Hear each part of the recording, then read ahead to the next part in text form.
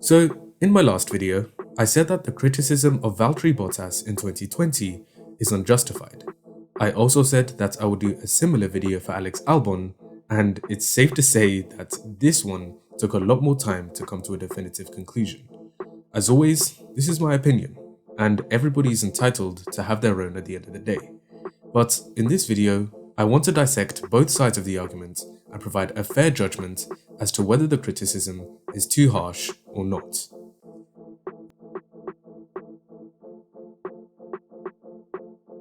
Yo, what's up guys? It's your boy Ben here. Now, before we get into the video, I ran a poll on my community page asking you guys whether you think Albon should be dropped. I later realized that I should have used the word demoted, but nevertheless, I assume you could all infer what I meant. Over 1,400 people voted in this poll, which is just amazing, so thank you to all of you who took part and shared your thoughts in the comments down below. Now, what's interesting is that as of recording, 63% of you thought he should be demoted and 37% of you thought he shouldn't. So I think it would be fitting if we start off by taking a look at some of the less memorable moments from this season and truly just how much he is underperforming. Alright, let me start off by laying out the numbers from Albon's season so far and then do a brief comparison to his teammate Max Verstappen. Alex currently sits 7th in the championship with 64 points. His best race result came at the Tuscan Grand Prix, where he finished on the podium, and his worst race result came at the Italian Grand Prix after a first corner incident with the eventual race winner, Pierre Gasly. His mean finishing position out of all races where he was classified averages out at 7.70, and the mean qualifying position comes to 7.73. Throughout the course of the year, he has suffered 2 mechanical related DNFs, however in both scenarios he was running outside the top 10 and most likely wouldn't have scored many more points. At the moment, he is in a very close battle for P5 in the championship with Sergio Perez, Lando Norris and Charles Leclerc. And unless you've been living under a rock, you will know that Ferrari have designed a car so bad that it makes Kimi in an Alpha look like he's travelling at light speed. It's more like a hobby for me. So what do Albon's numbers look like in comparison to his Dutch teammates? Well, let's have a look. Out of all the races both drivers finished, Max has finished ahead of Albon on every single occasion with a head-to-head score of 7-0. Verstappen also leads the qualifying head-to-head 11-0 as well, with an average gap of close to 0.6 of a second. The percentage of points scored for the team between Max and Alex is split currently at 70% to 30% respectively, which isn't a good look for the London-born tie. Red Bull need a driver who can consistently bring home solid points to support their main driver in taking the fights to the Mercedes-Benz. Right now, Verstappen is the lone soldier in trying to overcome the absolute monster that is the W11, and so far this season, he has done that successfully on just one occasion. However, if Albon could keep within 2 to 3/10 of his teammates in qualifying and maintain a consistent pace throughout a race, then Red Bull would have more flexibility to play around with Verstappen's strategy to put the Mercs under more pressure. But Alex has failed to play the role of a dependable backup for Verstappen through fluctuations in his performance. He has also recently shown signs of being too mentally weak to withstand the pressure of being in a big team like Red Bull. Granted, we have to take into consideration that this is just his second season in F1 and his first full season with Red Bull. Marco and Horner have openly made it clear that they are fully backing Alex and planning on re-signing him next season. But realistically, that's about as likely as Kimi retiring from F1. It's never going to happen. It's more like a hobby for me. Alex has received some heavy criticism for his most recent comments at the Eiffel Grand Prix. They raced me so hard. And in fairness, I didn't expect anything else. I mean, this is Formula 1, the pinnacle of motorsports.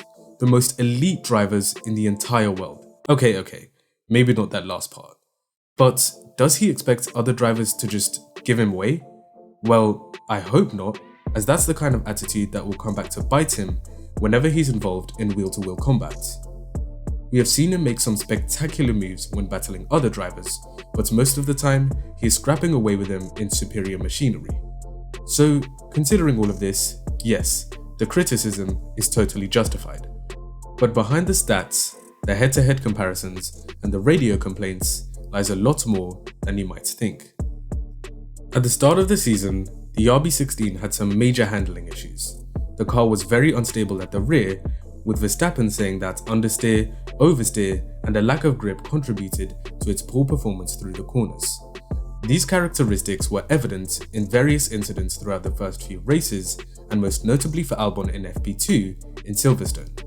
Red Bull made an attempt to temporarily correct these issues by using a mix and match of upgraded parts, but this only made the situation even harder for Albon as he couldn't get to grips with the car. It has since improved significantly through various upgrades to the floor and rear suspension to generate more downforce, resulting in a much stabler rear.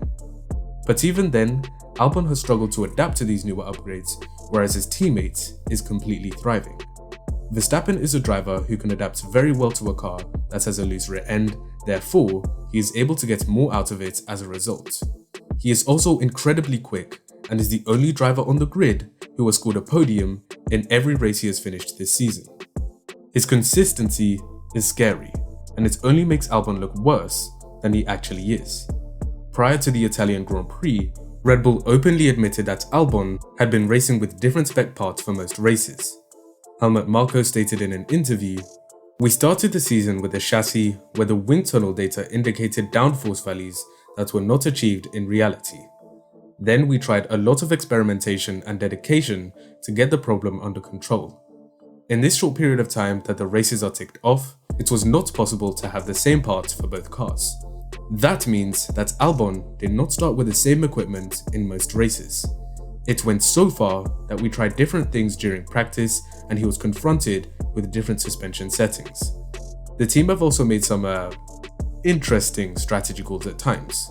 For example, in qualifying at the Hungarian Grand Prix, Alex ended up at the back of a train of cars in Q2 despite telling the team not to do so. What followed was a very frustrated radio message. Sorry guys, but I told you, just don't put me in traffic and Another example we can point to is the Spanish Grand Prix, where Red Bull brought him in early so he could change to the hard tyres. He came back out in traffic behind a Renault on mediums that wasn't slow enough for him to overtake. This was seemingly an attempt to use him as a test dummy for Verstappen to see whether the hard tyres would be a viable option for their number one driver. But I'll leave that one up for debate in the comment section down below. I am a huge fan of Alex Albon. I truly believe that in the right circumstances, he has the potential to produce some extraordinary performances. In fact, we have already seen glimpses, but glimpses aren't enough to maintain a top seat. When you have drivers like Hülkenberg and Perez lurking in the shadows and waiting to pounce, it must feel incredibly stressful. I really want to see him do well. I think we all do. But before Red Bull can finalize their decision and lock him down for 2021 and beyond, he has to deliver in the upcoming races. Time is running out. Let's hope he can deliver. Is the criticism justified? Well, yes and no. But for the purposes of coming to a definitive conclusion for all of you, I'm gonna say, I hope you all enjoyed. Okay, alright. Yes, it is. But I do not condone the personal attacks on him on social media. Hating on a driver whilst they're going through a tough time is a horrible thing to do. But in terms of his performance, he has sadly been very underwhelming. Do I think Red Bull should give him time to adapt? Yes. Do I think they will actually give him time to adapt? Probably not. Anyways, let me know down in the comment section below. I hope I provided an objective analysis for you all. Please like, share, and subscribe to the channel if you're new to enjoy plenty more videos in the future. And as always, I'll see you in the next one.